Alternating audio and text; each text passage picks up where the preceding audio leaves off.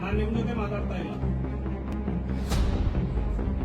ಸ್ಟೇಷನ್ಗೆ ಒಬ್ಬ ಜನಪ್ರತಿನಿಧಿನ ತಂದು ಕೂರಿಸ್ತೀವಿ, ಕೌನ್ಸಿಲರ್ನ.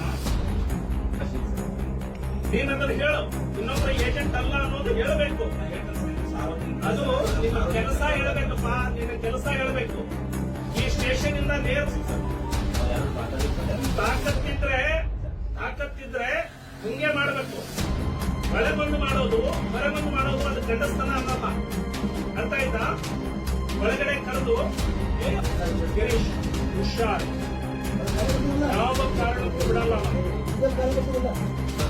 ಏನಾರ ಇಂಥದ್ದಾಯ್ತು ಅಂತ ಹೇಳಿದ್ರೆ ಮನೆಯಿಂದ ಹೆಂಗ ತಂದ ನೀನ್ ಹೇಳ್ದೆ ತಂದ ಅವನು. ಯಾವತ್ತೇ ಅವ್ನು ಕರ್ಕೊಂಡು ಬಂದವನು ಕರ್ಸವನ